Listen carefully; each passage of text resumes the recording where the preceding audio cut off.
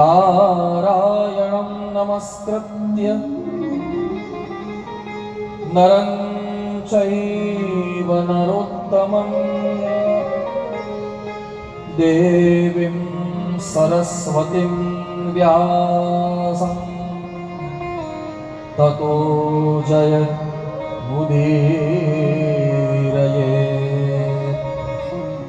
આટલા પાવન શબ્દોથી ભગવાન સુત પુરાણી શૌનકાદી ઋષિ મુનિઓને જે કથા સંભળાવે છે એ પ્રધાન ચર્ચાને, પ્રધાન વાર્તાને કેન્દ્રમાં રાખીને આપણી આ શ્રીમદ ભાગવત કથા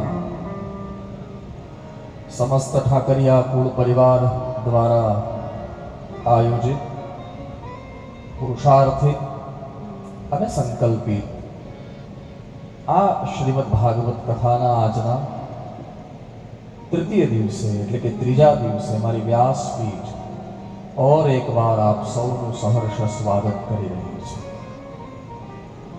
કથામાં ઉપસ્થિત સૌ મહાનુભાવ, વ્યાસપીઠની સમુપસ્થિત સૌ શ્રોતાગણો અને અન્ય સૌને વ્યાસપીઠ પરથી મારા પ્રણામ, વંદન. આપ સૌને જય શ્રી કૃષ્ણ.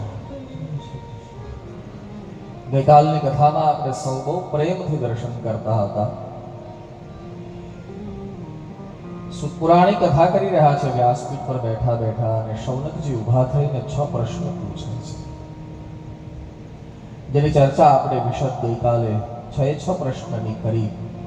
અને પ્રથમ પ્રશ્ન જે હતો, મેં તમને યાદ રાખવા કહ્યું હતું કે ગઈકાલે, આજે હું તમને પૂછીશ કે ગઈકાલે પહેલો 6 પ્રશ્નમાંથી પહેલો પ્રશ્ન કયો હતો, અને મને આશા છે કે તમને યાદ જ હશે, એટલે પૂછતો નથી. મને આશા છે કે તમને યાદ જ હશે એટલે પૂછતો નથી. આપણો પહેલો પ્રશ્ન ગઈકાલે જે શૌનકાદી ઋષિ મુનિઓએ 6 પ્રશ્ન પૂછ્યા, એમાંથી પહેલો પ્રશ્ન છે કે માણસ માત્રનું કલ્યાણ શેમાં છે? પુંસામ એકાંતતઃ શ્રેય સ્તન્ન સંશી તુમર્હસી. હે મહાનુભાવ, મહાનુભાવ કોને કહેવાય ખબર? જેને આપણા કરતા વધારે અનુભવ હોય. આપણા કરતા જેની શિક્ષા વધારે હોય, આપણા કરતા જેની દીક્ષા વધારે હોય, અને આ સમાજને આપવા માટે જેની પાસે વધારે ભિક્ષા હોય, એને મહાનુભાવ કહેવાય. આપણા કરતા વધારે જ્ઞાન હોય જેની પાસે. અનુભવમાં ઘણી બધી વસ્તુઓ આવે. ઘણી બધી વસ્તુઓ આવે. ક્યારેક ક્યારેક છે ને મારા વાલા, આ તો ઘરના બેઠા છું એટલે કહી દઉં, બહુ શિક્ષિત વ્યક્તિ પણ અનુભવ વગરનો હોય, અને ક્યારેક ક્યારેક અંગૂઠા છાપ વ્યક્તિ પણ અનુભવ વાળો હોય, તો ત્યારે એને મહાનુભાવ કહેવામાં આવે. આપણાથી વધારે જેનો અનુભવ છે, જીવનને આપણાથી વધારે જેને જોયું છે, આપણાથી વધારે જેને પુરુષાર્થ કર્યો છે, આપણાથી વધારે જેને અનુભવો છે, એને મહાનુભાવ કહેવાય. હે મહાનુભાવ, મરહસી શબ્દ છે. પુંસામ એકાંતતઃ શ્રેય સ્તન્ન સંશી તુમર્હસી. હે મહાવના, તમે ઘણા બધા શાસ્ત્રોનો અભ્યાસ કર્યો છે. શૌનકજી પૂછે છે, જરા ધ્યાન આપજો. તમે ઘણા બધા શાસ્ત્રોનો અભ્યાસ કર્યો છે, અને તમે ઘણા બધા સંતોના સંગમાં રહ્યા છો. આ જગતમાં છે રણછોડભાઈ, હું સમસ્ત ઠાકરિયા કુલ પરિવારને કહું, જે પણ શ્રોતાઓ બેઠા છે બધાને કહું, માણસની 2 જ ગતિ છે. યા તો કોઈ શાસ્ત્રના શરણે જાય, અને યા તો કોઈ સંતના શરણે જાય. પ્રથમ ભગતિ સંતન કર સંગા.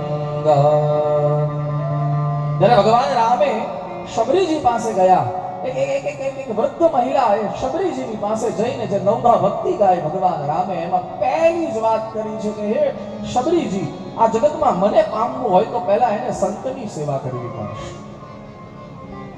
હા, પ્રથમ ભગતિ સંતન કર સંગા અને દૂસર રતિ મમ કથા પ્રસંગા. જો સંત અને શાસ્ત્ર બેની ચર્ચા છે. પ્રથમ ભગતિ સંતન કર સંગા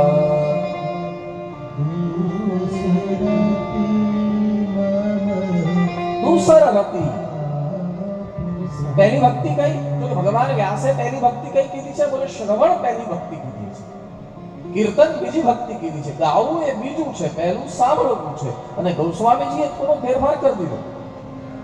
પ્રથમ ભગતિ સંતન કર સંગા, સંતનો સંગ પહેલો કરવો હોય. ગોસ્વામીજીએ ભાગવત નહીં વાંચ્યું હોય? ગોસ્વામીજીને તો તમામ શાસ્ત્ર, જ્યારે ગોસ્વામીજીનું આપણે કોઈ પણ સાહિત્ય વાંચીએ, ભગવાન તુલસીદાસજીનું એટલે કે જેમણે રામચરિત માનસ લખ્યું એ કલિપાવના અવતાર, ગોસ્વામીજીનું કોઈ પણ ચરિત્ર વાંચીએ તો આપણને બહુ સરળતાથી ખબર પડી જાય કે આ કલિપાવના અવતાર ગોસ્વામીજીને તમામ વેદો, ઉપનિષદો અને તમામ શાસ્ત્રોનો અભ્યાસ છે. અને એટલા માટે ગોસ્વામીજીએ જ્યારે રામાયણનો આરંભ કર્યો ને રામચરિત માનસનો, ત્યારે એક શબ્દ પણ વાપર્યો છે, નાના પુરાણ નિગમા ગમ સંમતમ યત.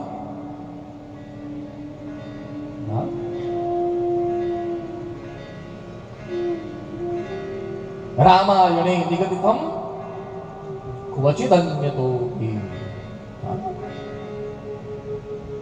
ગોસ્વામીજીને આટલો બધો અભ્યાસ છે, તો એમણે વ્યાસજીએ જે નવધા ભક્તિ લખી છે એ નહીં વાંચી હોય? તો વ્યાસજી તો કહે છે પ્રથમ ભગતિ કઈ છે? બોલે શ્રવણ. અને ગોસ્વામીજી કહે છે પ્રથમ ભગતિ સંતન કર સંગા. આ ભેદ કેમ? ભેદ નથી સાહેબ, એક જ છે. સંત પાસે મળે શું? શ્રવણ તો મળે. કોઈ સંત પાસે જઈએ અને આપણને શું મળે? ઉપદેશ મળે, આદેશ મળે, તો સંદેશ મળે.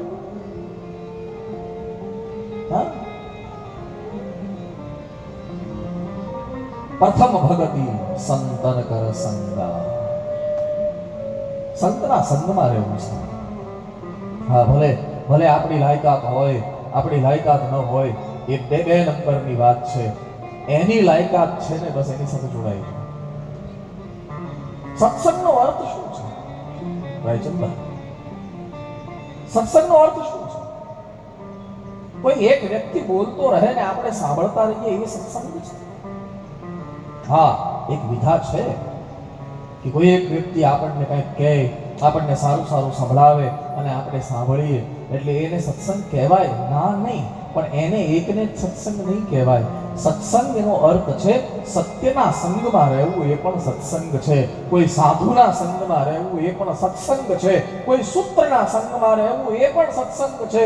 કોઈ ચોપાઈના સંગમાં રહેવું, એ પણ સત્સંગ છે. કોઈ શ્લોકના સંગમાં રહેવું, એ પણ સત્સંગ છે. અને આ કોઈમાં ભરોસો ન હોય તો ભગવાનના સંગમાં રહેવું, એ પણ સત્સંગ છે. સબ સત્સંગ. સત્સંગનો અર્થ છે સારાના સંગમાં રહેવું.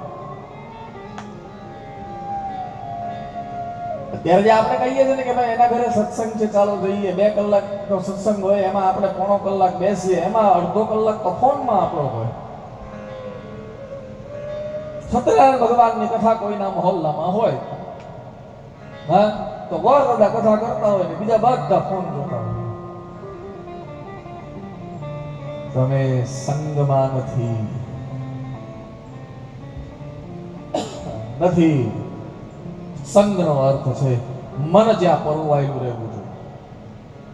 જે જગ્યાએ જે કરતા હો, તમે યોગ કરતા હો તો પણ મનની જરૂર પડશે, અને તમે ભોગ ભોગવતા હો ને તો પણ મનની જરૂર પડશે.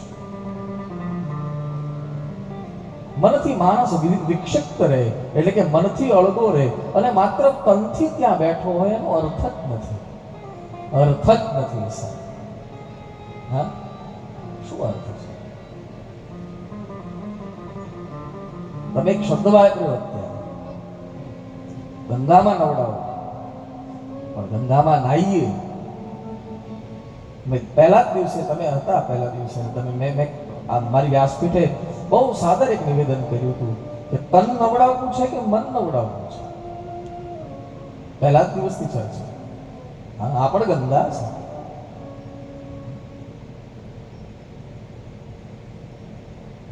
ક્યારે પણ મન સંગમાં રહ્યા વગર નહીં રહે. યા તો જગતના સંગમાં રહેશે અને યા તો જગદીશના સંગમાં રહેશે. જગતના સંગમાં રહ્યું જેટલું મન એટલા દુઃખ આવશે અને જેટલું જગદીશના સંગમાં રહ્યું એટલા સુખ મળશે. આપણે નિર્ણય કરવાનો છે આપણે કોના સંગમાં. મન સંગ કર્યા વગર નહીં રહે, નહીં રહે અને નહીં રહે. અમારું શ્રીમદ ભાગવત તો ત્યાં સુધી કહે છે એકાદશ સ્કંદમાં કે સર્વતો મનસો અસંગ, બધું જ મનથી અસંગ કરજો થતું હોય તો. કમળ ઉગે ક્યાં રાજેશભાઈ? કમળ ઉગે ક્યાં? કમળ કમળ ક્યાં ઉગે? કીચડમાં. એટલા માટે કમળનું એક નામ છે સંસ્કૃતમાં પંકજ. પંકજ એટલે પંક એટલે કાદવ અને જ એટલે જન્મે. પંકમાંથી જે જન્મે એને પંકજ કહેવાય. બરાબર છે? અમારા સંસ્કૃત સુભાષિતમાં તો એક શબ્દ છે સાહેબ કે જેના ઘરના આંગણામાં સંતના ચરણ ધોવાયેલો કાદવ નથી પડ્યો એ ઘરનું ફળિયું નથી, સ્મશાન છે. જ્યાં સંતનું ચરણ નથી ધોવાયું છે. નવિપ્રપાદોદક પંકિલાની. હા, આપણા ગામમાં સુખાલામાં સ્મશાન છે કે નહીં? હોય જ. પ્રત્યેક ગામમાં અંતિમ વિશ્રામ સ્થાન સ્મશાન હોય જ. હા, પણ અમારું સુભાષિત તો એમ કહે છે કે સાહેબ એ સ્મશાનમાં તો આપણે જઈને બાળીએ એને સ્મશાન કહીએ, પણ અમુક વસ્તુ જો ન હોય ને, આ તો આપણું ઘર પણ સ્મશાન છે. તમે કહેતા હો તો ગણાવી દઉં કઈ કઈ વસ્તુ આપણા ઘરમાં ન હોય તો આપણું ઘર પણ સ્મશાન થઈ જાય. કહી દઉં. પહેલું, નવિપ્રપાદોદક પંકિલાની. કોઈ સાધુ પુરુષ, કોઈ બ્રાહ્મણના ચરણ જે આંગણામાં ધોવાયા નથી અને એનો કાદવ નથી થયો એ ઘર સ્મશાન છે. નવિપ્રપાદોદક પંકિલાની નવેદ શાસ્ત્ર ધ્વનિ ગર્જિતાની. જે ઘરમાં શાસ્ત્ર અને વેદોની ગર્જના નથી થઈ એ ઘર નથી, સ્મશાન છે. સ્વાહા સ્વધા શબ્દ વિવર્જિતાની. જે ઘરમાં સ્વાહા અને સ્વાહા એટલે યજ્ઞ નથી થયો અને જે ઘરમાં સ્વધા એટલે પિતૃઓનું તર્પણ નથી થયું એ ઘર નથી, સ્મશાન છે. પાછો કહી દો. નવિપ્રપાદોદક પંકિલાની નવેદ શાસ્ત્ર ધ્વનિ ગર્જિતાની સ્વાહા સ્વધા શબ્દ વિવર્જિતાની સ્મશાન તુલ્યાની ગ્રહાનિતાની. સ્મશાન છે. હા, પંક એટલે કાદવ, એમાંથી જન્મે એને શું કહેવાય? પંકજ. જ એટલે જન્મ. હવે મને તમે જવાબ આપો સાહેબ, કમળ જન્મે શેમાં? હા, શેમાં જન્મે? કાદવમાં જન્મે. તમે કમળ, આપણે ત્યાં તળાવમાં પણ કમળ ઉગે, પાણીમાં જન્મે અથવા કાદવમાં જન્મે. તમે ક્યારેય કાદવનું એક પણ બુંદ કમળ પર ચોંટેલું જોયું? ઉગે ક્યાં? કાદવમાં. પણ કમળની પાંખડી પર ક્યારેય એક ટીપું તમે કાદવનો ચોંટેલો? કમળની પાંખડી ખરાબ થયેલી છે કે ભલે ઉગે કાદવમાં પણ કાદવથી અસંગ છે. એમ ભલે આપણે રહીએ છીએ સંસારમાં પણ કમળની જેમ આપણે જ્યારે અસંગ રહેતા થઈ જશું ત્યારે ઈ કમળને તોડીને કોઈ પરમાત્માના ચરણમાં ચલાવશે. હા, મને તો સંગ કરવાનું છે, કરશે સાહેબ. આ તો તમે ઘરના બેઠા છો એટલે વધારે આમ મને ઈચ્છા થાય કહેવાની આપણા મનના વિચારો જાહેરમાં કંઈક અલગ છે અને અંગતમાં કંઈક અલગ છે. ભલે કોઈ આંગળી ઊંચી નહીં કરે, મને ખબર છે, પણ આપણે અલગ છીએ. બાહ્ય આપણી સ્થિતિ અલગ છે, આંતરિક સ્થિતિ અલગ છે. મનને ક્યારે પારખવું? જ્યારે એકલા પડો ને ત્યારે મનને પારખવું કે તમારું મન પ્રબળ છે કે તમારા મન ઉપર તમારો કાબુ પ્રબળ છે. એકલા પડો ત્યારે, જ્યારે કોઈ ન હોય, એકાંત હોય. એકાંત પણ એટલે એકલો જ માણસ બેઠો હોય, બારી દરવાજા બધું બંધ હોય, અને એ વખતે તમારા મનને સાચવી રાખો. સર્વતો મનસો અસંગ, આ ભાગવતનું કહેવું છે. પણ બીજો એક પક્ષ છે ભાગવતમાં કે મનથી બધું જ અસંગ રાખો. પણ કદાચ આપણી શક્તિ ન હોય કે આપણે આપણા મનને એટલું બધું કાબૂમાં રાખી શકીએ. જો એટલી શક્તિ ન હોય તો બીજો જ પાદ જે શ્લોકનો છે એને તમામ ખુલાસાઓ કરી દીધા, એને તમામ સમાધાનો આપી દીધા. શું બોલે? એક તો પહેલું, સર્વતો મનસો અસંગ, મનથી બધું જ અસંગ રાખો. અને અસંગ જો ન રહી શકતું હોય મન જો સંગમાં જ રહેતું હોય તો માદો સંગ ચ સાધુષુ, સાધુના સંગમાં રાખો. સાધુનો અર્થ છે જે આપણાથી વધારે જાણે છે. સાધુનો અર્થ, તમે ક્યારેય એવું નહીં કરતા કે અમુક વસ્ત્ર પહેર્યા હોય એને જ સાધુ કહેવાય. સાધુતા એ વેશ નથી, સાધુતા એ વૃત્તિ છે. જ્યાં આપણને એમ લાગે કે આના શરણમાં રહેવાથી, ભલે પેન્ટ શર્ટ પહેર્યા હોય, પણ આપણને એમ લાગે કે આના શરણમાં રહેવાથી આપણા મન, બુદ્ધિ, ચિત્ત, અહંકાર નિર્મળ થઈ જશે, તો એનું શરણ સ્વીકારી. આપણે ત્યાં કેટલા બધા આપણા જ વિસ્તારમાં કેટલા બધા સંતો થયા છે. આપણે ધરમપુર થી આગળ જઈએ તો વીરવલ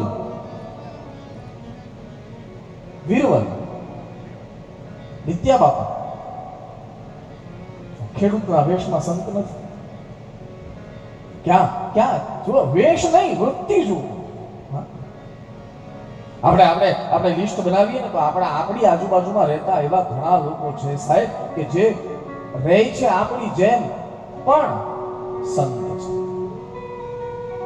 દૂર જવાની જરૂર નથી સાહેબ.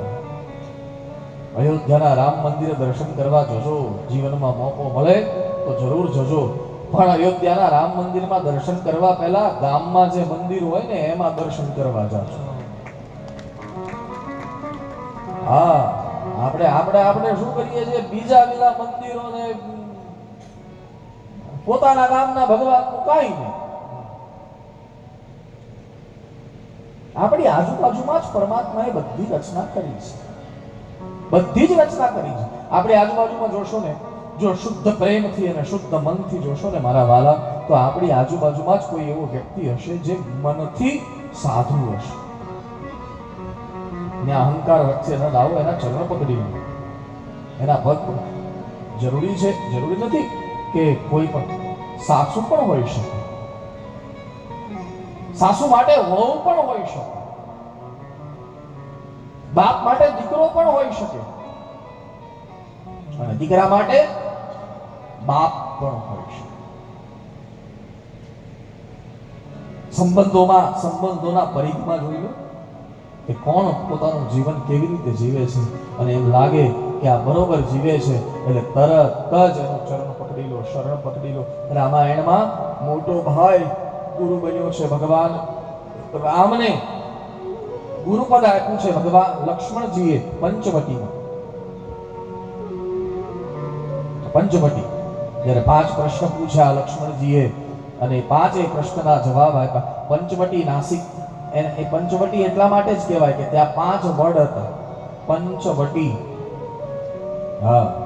સુરપંખાનું નાક કાપ્યું ને એટલે એનું નામ નાસિક છે. નાકને સંસ્કૃતમાં નાસિકા કહેવાય. આ નાસિકા, ત્યાં સુરપંખાનું નાક અને કાન કાપ્યા એટલે એનું નામ પડ્યું છે નાસિક. બાકી તો પંચવટી છે. પાંચ પ્રકાર, 5 વટ હતા ત્યાં, અને ત્યાં ભગવાન રામ રહેતા હતા. એટલા માટે તો પંચવટી છે. પણ પંચવટીનો એક આધ્યાત્મિક અર્થ એ પણ છે કે લક્ષ્મણજીએ 5 પ્રશ્ન પૂછ્યા છે, એટલા માટે એનું નામ પંચવટી છે. હા,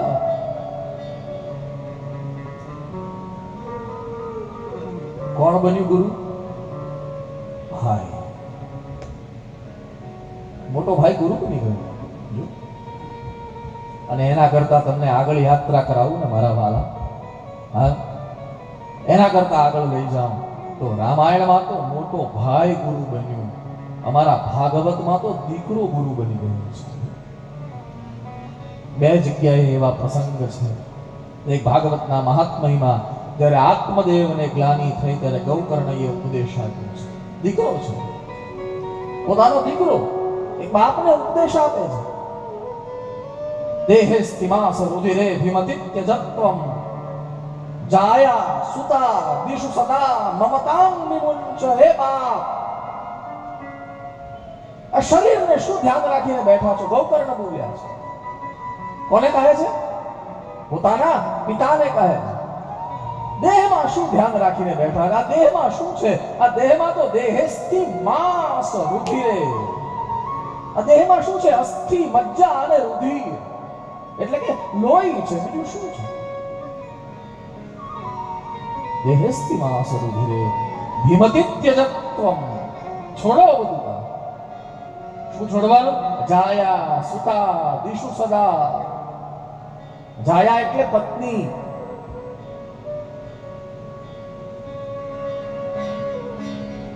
સુતા દીકરાઓ. આ બધા સંબંધોને પર થઈ જાઓ. એક દીકરો બાપને કહે છે. જાયા દિશા, જાયા સુતા દિશુ સદા મમતાં વિમુંચ. તમારી પાસે ઓલી ચોપડી છે ને, એ ચોપડી કાઢો લો. એમાં પહેલું જ પાન ડાબી બાજુએ હશે ગૌકર્ણનો પિતાને ઉપદેશ, એવા શ્લોકો હશે. મળ્યું? પહેલું કે બીજું પાન? તમને હું કહી દઉં. 4 નંબરના પાના પર જુઓ. જો ગૌકર્ણનો પિતાને ઉપદેશ. મળ્યું? હાલો મારી સાથે ગાઓ. આ ઉપદેશ લેવા જેવો છે. હું 2 શ્લોકનો પાઠ કરાવું તમને. હા, મારે પછી વિષયાંતર થઈ જશે એટલે. આઈએ, મળી ગયું ને? જેની પાસે ચોપડી ન હોય એ લઈ લે. હું તો 1-2 જણા જોઈ લે. હા, આઈએ, બધી નાખો.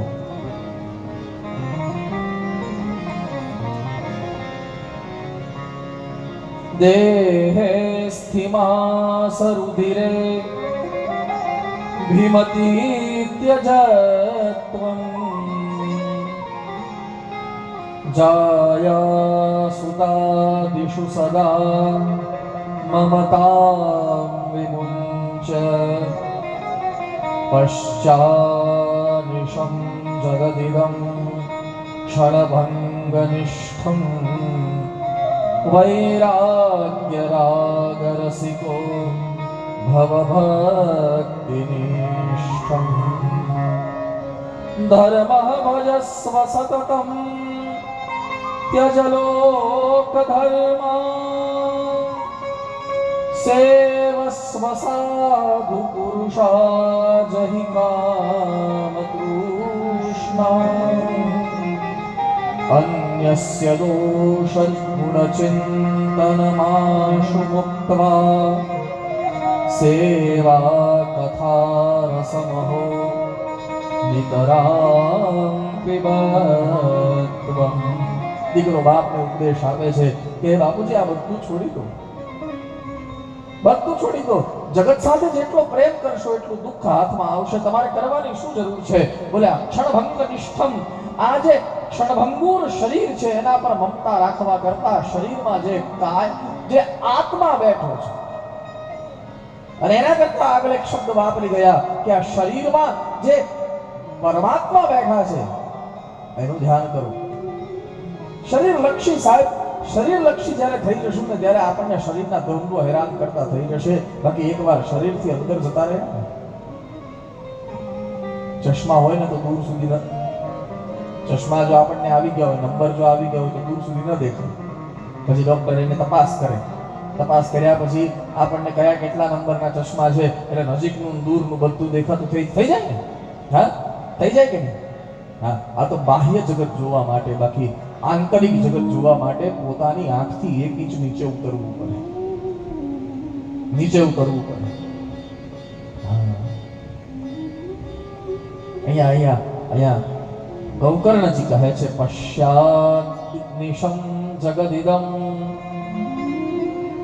ક્ષણભંગનિષ્ઠમ, એના કરતા વૈરાગ્ય રાગ રસિકો ભવ ભક્તિ નિષ્ઠમ. કરવાની શું જરૂર છે?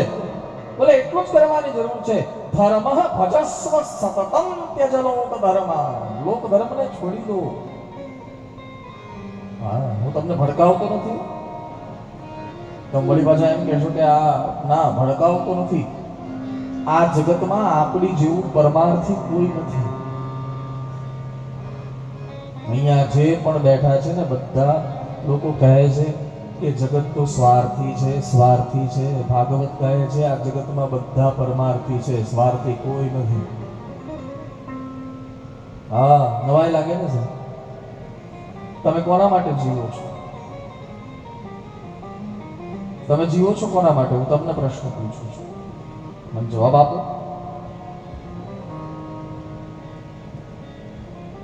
તમે પરિવાર માટે જીવો છો, તમે ભાઈ માટે જીવો છો, તમે કુટુંબ માટે જીવો છો, તમે કમાઈને લાવો છો, એમાંથી બધાનું પોષણ કરો છો.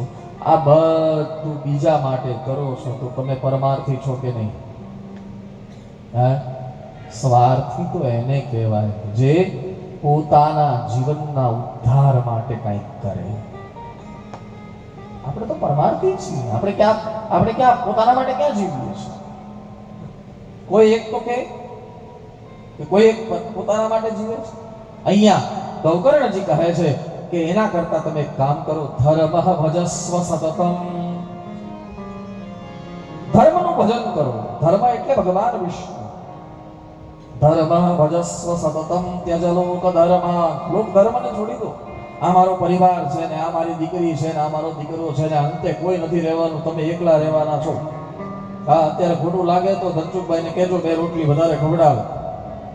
હા, અને આજે નહીં ને 5 વર્ષ પછી, 15 વર્ષ પછી, 25 વર્ષ પછી, 50 વર્ષ પછી આજની તારીખ લખી લેજો કે આજે 24 ઓક્ટોબર 2025 ના દિવસે સુખાલામાં જ્યારે ઠાકરિયા પરિવારે કથા કરી હતી ત્યારે વ્યાસપીઠે એમ કીધું હતું કે તમને આ જગત એક દિવસ છોડીને જતું રહેવાનું છે. આજે ભલે ન માનો, 50 વર્ષે તમારે આ માનવું પડશે અને માનવું પડશે. હવે આજથી 50 વર્ષ સુધી રાહ જોવી છે કે આજને આજ શરૂ કરવું છે, એ તમારા હાથમાં છે. હા, શેર બજારમાં જે હોય ને તપોતપ, શેર બજારમાં હોય ને એને શેરમાં નુકસાન જાય ને એટલે પછી રાહ જોઈને કે હવે શેર થોડો ઊંચો આવે ને એટલે વેચી દો, ઊંચો આવે ને એટલે વેચી દો, પણ ઓલો હેઠો જ જાતો જાય. અને પછી છેવટે પેલા 5 રૂપિયાની ખોટ થતી હોય ત્યારે જો નીકળી ગયો હોત તો 5 રૂપિયામાં પતી જાત, 50ની ખોટ કરીને કહે હું કામ? આવશે એ આવશે એ આવશે એ આવશે કરતા કરતા. હા, પશ્ચાત ધર્મ ભજસ્વ સતતમ ત્યજ લોક ધર્મ સેવસ્વ સાધુ પુરુષા જહિ કામ કૃષ્ણ. દીકરો ગુરુ બની ગયો. હા, એટલા માટે આજના સત્રની શરૂઆત જ મને આજે કોણ કહી ગયું ગુરુ ઉપર વધારે બોલું છું.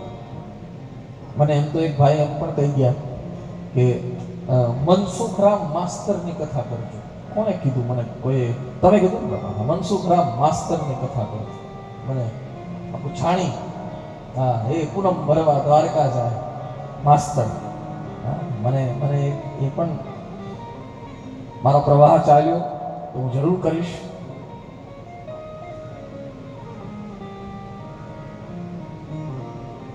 વૃત્ત વૃત્તિ સંતમય હોવી જોઈએ, વેશ નહીં. બસ મને તો સંગમાં રહેવાનું છે. હવે આપણે નક્કી કરવાનું જગતના સંગમાં રાખવું છે કે જગદીશના સંગમાં રાખવું છે. હા, રહેવું પાછું હું એમ નથી કહેતો કે તમારે આ જગદીશના સંગમાં મન રાખવું એટલે હિમાલય નીકળી જવું. ના, મને ગલત નહીં સમજતા મારા વાળા. તમે એમ કહેશો કે અમને વૈરાગ્ય જાગ્યો છે, તમે અમને વૈરાગ્ય જાગ્યો ને અમે હવે હિમાલય જતા રહેવાના, તમે અમારી હારે આલો તો હું નહીં આવું. હું પહેલા જ તમને કહી દઉં છું. હા, વળી તમે પાછા એમ કહેશો કે તમે અમને ચડાવ્યા, તમે નથી આવતા, મેં કથાઓ આપી છે.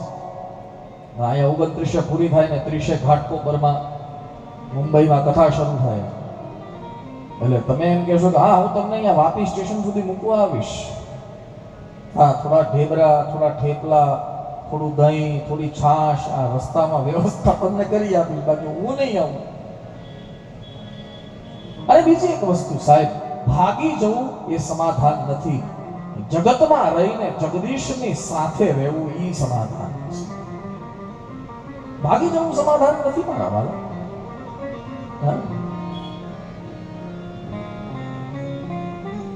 વૃત્તિ વેશ, વૃત્તિ હોવી જોઈએ સંત, વેશ નહીં. અહીંયા શબ્દ વપરાયો કે અમારું અત્યંતમાં અત્યંત કલ્યાણ થાય, આત્યંતિક કલ્યાણ થાય. યા તો સંતની યા તો શાસ્ત્રના શરણમાં જવું પડે.